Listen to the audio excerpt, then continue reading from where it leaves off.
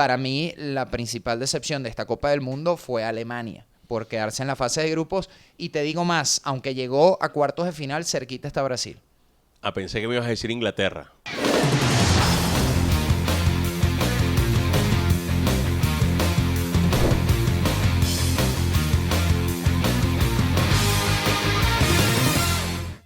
Bienvenidos a una nueva edición de Día de Juego, nada más y nada menos que con el recuerdo muy fresco de lo que fue esa final de la Copa del Mundo, además por cerrar el año, un año que termina de una manera emocionante, entretenida, por lo que significó ese partido el día domingo entre las selecciones de Francia y Argentina. Hay nuevo campeón del mundo, Messi finalmente logra levantar la copa y quiero arrancar por aquí. Es una reivindicación para el deporte que Messi tenga la Copa del Mundo. Es decir, sabemos que, por ejemplo, Michael Jordan es una de las grandes figuras del deporte.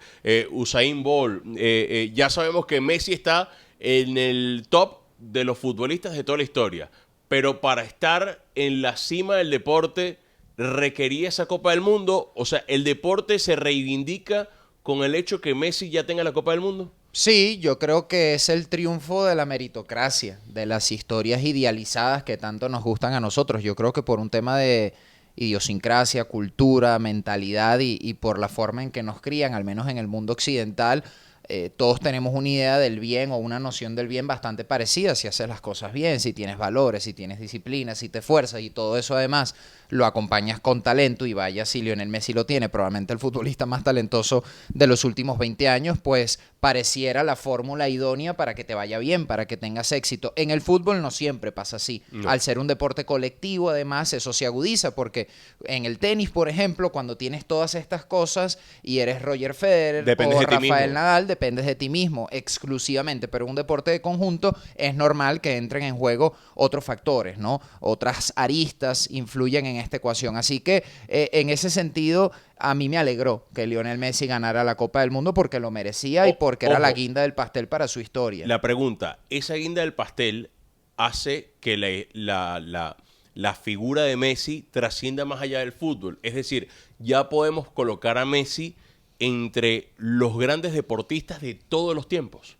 Yo creo que ya estaba, y lo hablábamos en el capítulo anterior, independientemente de lo que sucediera en esta final, pero ahora el hecho simbólico, lo simbólico tiene mucho peso y comunica una barbaridad y tiene una capacidad de permear y de difusión muy grande, incalculable, diría yo. Estas fotos que hemos visto en los últimos días en redes sociales, de hecho en Instagram, las fotos con más likes de la historia ya es la de Lionel Messi con la copa. Eso es lo que va hacer a Messi una leyenda, va a hacer que el recuerdo sea indeleble, que generación tras generación, pues este Messi con esta copa, que para muchos seguidores del fútbol es la máxima representación del éxito en este deporte, Messi por fin la ganó y por eso será recordado, probablemente sea la foto que más y mejor lo represente, sobre todo en la etapa final de su carrera. No, y además que no le falta nada. O sea, nada. Hablando de un Messi Copa Libertadores, tal vez. Que durante 16 años, sí, la Copa Libertadores, aunque todavía no lo imagino jugando con Newell's, por ejemplo, que se ha hablado tanto de la posibilidad. Sí, todavía tiene pólvora, ¿no? Vamos a ver, dependiendo de las decisiones que tome. Y no sé si el fútbol argentino esté preparado para recibir a un futbolista de la dimensión de Lionel Messi. Digo, por estructura, por procesos, por un montón de cosas. A mí me gustaría.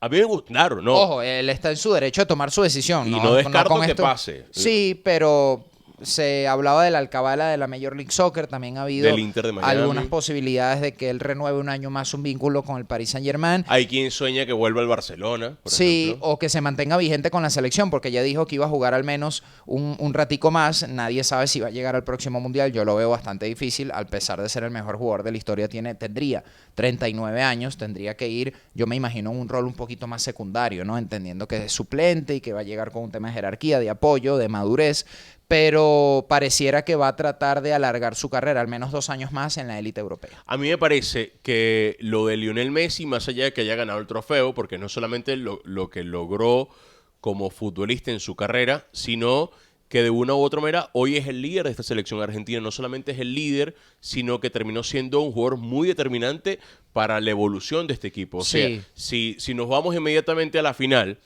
podemos encontrar un montón de características que ya de por sí hacían que el encuentro fuera llamativo. El hecho de que se enfrentara Mbappé, que de una u otra manera viene a retar el heredero, claro, a Cristiano, a Messi. Estamos hablando que ¿quiénes podrían ser hoy los mejores jugadores del mundo? Está Mbappé, Erling Haaland, por ejemplo. Sí. Estoy hablando de jugadores de ataque, Neymar y Messi. Y estaba Neymar y Messi. Estaban dos de los 4 futbolistas más impactantes de la actualidad del fútbol, enfrentándose y nada más que el actual campeón contra el campeón de América. Ya de por sí era emocionante la final y terminó siendo así. Sí, estoy totalmente de acuerdo. Además que ha tenido una figura de liderazgo mucho más explícita en esta etapa final de su carrera y se evidenció un montón en la Copa del Mundo. Hay gente que lo agradece, que lo valora, porque interpreta sí, valga la redundancia, valora el liderazgo de esa manera, de la forma más explícita, de la forma más rebelde, si se quiere, y vimos a un Messi con algunos matices desde ese punto de vista más maradoniano, tal vez. Y con respecto a Maradona, bueno, si incluso alguna vez existió el debate... Incluso menos racional, porque terminó siendo un jugador que expresó lo que sintió en su momento. O sea, pero no lo efectuó en la cancha. No. Y ese gesto, por ejemplo, ante los holandeses, ese gesto que de repente en la entrevista post partido sí, dice, que mira. Sí, el anda para allá, bobo, y algunos otros gestos que, bueno, de una u otra manera lo hicieron ver mucho más humano. Yo hace poco veía una entrevista no, y se los recomiendo. Hay un cuento que elaboró Hernán Casiari, es un escritor argentino, y hablaba de Messi y su valija, y de cómo Messi, porque él le tocó vivir en el exterior, específicamente en Cataluña, en el año 2003, cuando apenas se hablaba de Messi, claro, que era el chamo que estaba en la parte de cadetes, sí. Y el tipo, una de las cosas que decía era que Messi no cambiaba. Y fíjate que Messi llegó a ser vilipendiado por los propios argentinos en cuestionar que sí triunfaba en Europa, pero no con su selección. En algún momento Messi, cuando renuncia a la selección... Y que no pasó por el fútbol argentino al final, en el profesionalismo, quiero decir. Bueno, y la bendita comparación siempre con Diego Armando Maradona. Entonces, de una u otra manera, todo lo que vivió Messi emocionalmente para estar... de una u otra manera, siempre ligado a la selección argentina. Pero es que sabes que eso tiene explicaciones psicológicas, y ya que estamos en la onda de citar, hay un hilo en Twitter de un politólogo mexicano que se llama Irving Gatell, un sociólogo me parece que es, y explicaba por qué la figura de Maradona tenía una sensación intangible para la gente de que era más grande que Messi, de que representaba más que Messi, a pesar de que lo cuantificable, los números, las estadísticas, los títulos dicen todo lo contrario. Y es porque la figura de héroe a la que está acostumbrada el latinoamericano en general, y estoy generalizando, por supuesto, repito, y los argentinos en particular, tiene algo de el pobre ascendiendo a lograrlo para convertirse en rico, en la lucha de clases, en una cuota de trampa. Messi, de cierta manera, es el antihéroe en ese sentido. Es una persona serena, con valores, tranquilas, que no es polémica, que además no tiene una historia de superación ni de excesos, asociada al ámbito socioeconómico, por ejemplo, de su familia, y que desde muy pequeño, como tú bien dices, estaba en Europa, estaba en España, estaba en el Barcelona. Entonces es difícil tal vez para la gente de a pie, para el ciudadano común, apegarse a eso, sentir empatía por esa figura que termina siendo más sana que la que estamos hablando, porque evidentemente, como tú dices, la figura de Maradona futbolísticamente no se discute, pero bueno, fuera de la cancha creo que sería llover sobre mojado. A mí me ha tocado hablar con futbolistas de esa generación de Maradona, y decían que una de las cosas que siempre le agradecieron era su sentido gremial. O sea, es verdad. Maradona puso al gremio de los futbolistas, trató siempre de darles un valor, porque sabían que el espectáculo lo dan los jugadores, y que el fútbol es de los jugadores. Y no dejó que los protocolos lo apabullaran en ese sentido. Siempre defendió intereses. Hay entrevistas a Maradona diciendo que él no abraza a nadie a FIFA, porque si a FIFA le interesara realmente el fútbol, no hubiese jugadores pasando hambre, o sin cobrar su sueldo, o con situaciones salariales muy adversas que no les permitiera ejercer su profesión dignamente, ¿no? En ese sentido, y tal vez de una manera muy rebuscada, y tal vez de una manera hasta contradictoria, diría yo, Maradona fue alguien digno de valorar. Claro, terminó liderando de gran manera todo un proceso a sus tiempos, y creo que ya basta de comparar a uno y otro. Logramos disfrutar. Yo logré ver algunos partidos de Diego Armando Maradona. Yo me quedo mucho, sobre todo en el 94, cuando entran a la cancha, lo sacan después que canta el himno, que ya Sí. está justo antes de arrancar el partido. A mí esa imagen no se me quita de la cabeza. Recuerdo que creo que era un día domingo, un día sábado, estaba un fin de semana en una casa viendo el partido y logré ver a buena parte de Maradona, te digo, del 90 al 94 y una buena parte de Maradona hasta que, bueno, finalmente se da su retiro. Pero tenemos que hacer una pausa. Sí, el entretiempo. Ya venimos porque al regreso vamos a estar hablando con un poquito más de profundidad de la Copa del Mundo, cuál fue la selección sorpresa, cuál decepcionó y cuál es el balance general que nos dejó este torneo. Entretiempo, ya venimos.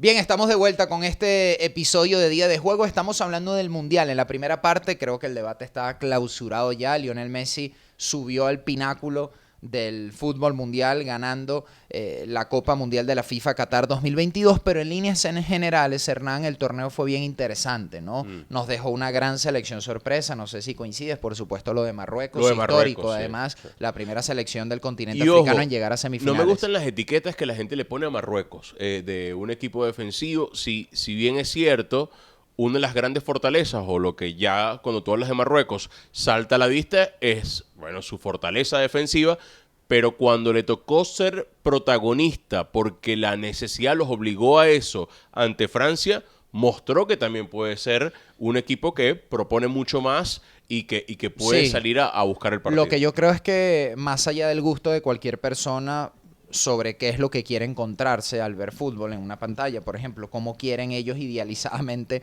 hablando que juega un equipo, Marruecos se vio como un equipo bien trabajado en cualquiera de las facetas, es decir, sabe defender en bloque bajo, te aguanta un resultado, es verdad, a veces muy cerca de su área, pero motivado por la necesidad, como tú bien decías, también ha sabido ir hacia adelante y buscar el resultado. Así que lo que yo creo es que la selección tiene mucho mérito, pero fortalece particularmente la figura del técnico, la de Regragui. Creo que en todas las facetas del juego, Marruecos se vio como una selección muy seria, muy sobria y muy bien trabajada. Hilando lo que tú dices, el técnico de Marruecos, uno también se da cuenta que hay varios caminos para lograr el objetivo.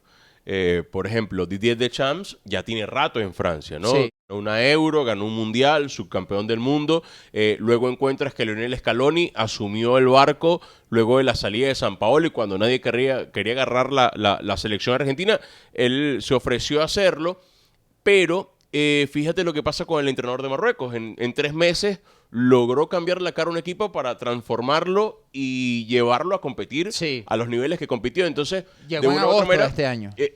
claro, lo que te digo, de una u otra manera, hay varios caminos, o esto nos muestra una vez más que hay distintos caminos, hay distintas vías para lograr ser exitoso y conseguir los objetivos. Sí, está bien, pero creo que estamos de acuerdo en que los procesos normalmente son los que dan más y mejores Exacto. resultados. Lo de Regragui creo que engrandece aún más lo que hizo, Claro. teniendo tan poco tiempo para trabajar. Pero lo normal para él, e incluso lo que él hubiese preferido, ideal. estoy seguro, lo ideal exactamente, es que hubiese tenido más tiempo para trabajar, tal vez para estudiar un poquito más el universo, el espectro de jugadores disponibles a convocar, y quién quita que esta selección tal vez hubiese sido aún más competitiva. Difícil que lo fuese, sobre todo ya llegando a semifinales y encontrándose contra Francia, pero muy digno, muy destacable. Y por la otra cara de la moneda, para mí la principal decepción de esta Copa del Mundo fue Alemania, por quedarse en la fase de grupos, y te digo más, aunque llegó a cuartos de final, cerquita está Brasil.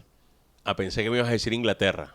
No, Inglaterra tuvo un proceso con las academias en el que incluso participó Tiene Gareth Southgate. desde una generación de futbolistas Sí. formidable. No, desde hace 10 años y apuntaban para este mundial. Pero cuando te das cuenta que el fixture no les convino, tuvieron la mala Y fortuna que en de ese cruzarse mano a mano con Francia casi se llevan por el fue un medio de partido Francia. competitivo, correcto. Entonces, ¿hasta qué punto tú puedes controlar que te toque la vigente campeona del mundo, que luego sería finalista a pesar de perder con Argentina? Por eso, para mí, no es un rotundo fracaso lo de Inglaterra. Ahora bien, Portugal Alemania sí fracasa. Sí, por el rival también, al igual que España, pero lo de Alemania creo que está por encima. Alemania nunca había quedado fuera de una fase de grupos del Mundial. Le pasó en Rusia 2018. Ahí tú podrías decir, bueno, ya listo. Esto ya le pasó una vez, fue un accidente, fue un asterisco en el patrón estadístico como le pasó histórico. a España en el 2014, por ejemplo. Correcto, como le pasó en el 2014 o el toqueteo de Rusia 2018 ante la selección anfitriona.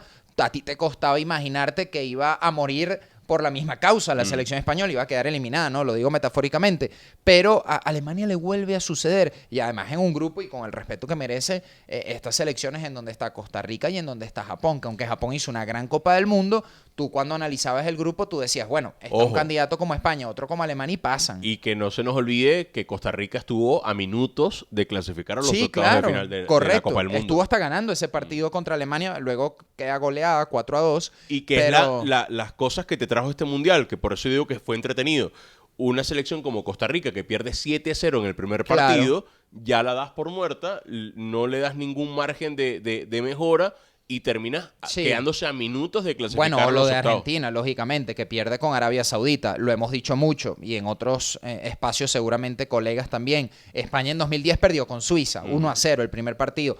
Pero por las formas y por la envergadura del rival, esta derrota parecía más dramática, más dolorosa. No estaba en la cuenta. No, Arabia Saudita, yo recuerdo de chamo en Corea y Japón 2002, Alemania le ganó 7-0. Hace 20 años, ¿no? Por supuesto, estamos hablando de otra generación, de otro proceso, los equipos evolucionan y todo se está haciendo cada vez más competitivo, pero la Argentina también tiene mucho mérito también, y estoy de acuerdo contigo, una emocionalidad muy cambiante en todo el Mundial. Sí, Argentina entonces, bueno, primero, creo que también hay otro punto a tomar en cuenta en lo de Argentina, y es lo que termina logrando un equipo, Anthony, que tropieza en la primera fecha, y es un equipo que no tiene a los 5 mejores del mundo en cada uno de sus puestos, porque si te vas a revisar, hay muchos de estos jugadores que ni siquiera han disputado un partido de Champions en su carrera como futbolistas. O son muy jóvenes y están en pleno proceso de maduración. Logró Scaloni primero hacer los cambios en su momento. Nadie pensó que McAllister iba a terminar siendo titular, nadie pensó que Enzo Fernández iba a terminar siendo titular. O Julián incluso, por encima de Lautaro, que Lautaro fue el goleador de las eliminatorias. O Julián por encima de Lautaro. Entonces tú dices, oye, ¿qué aciertos tuvo el técnico para reconducir y ajustar cuando tuvo que ajustar? Primero, sin complejos, independientemente de los nombres, tomó las decisiones que tenía que tomar. Para mí el ejemplo de Julián Álvarez por Lautaro Martínez es el más claro, porque Lautaro tiene más experiencia en el fútbol europeo y repito, que eso no es poca cosa. Llegaba como el goleador de Argentina en las eliminatorias rumbo al Mundial. Y o en el proceso de Scaloni, o el de Dybala. Y luego otros futbolistas que tal vez no había probado y no se acompleja en cambiar el dibujo, en hacer el ajuste. Es más, he conversado, fuera de este ámbito, con gente que cree que si Argentina no hubiese perdido ese primer partido, viéndose obligada a hacer el ajuste táctico y de nombres, no gana la Copa del Mundo. Es posible. Se queda tal vez en octavos de final o en cuartos de final, porque esa derrota potencia y propicia que Scaloni consiga la alternativa en cuanto a nombres y en el dibujo para ser exitoso. Ok, ¿qué otras cosas te gustaron del Mundial?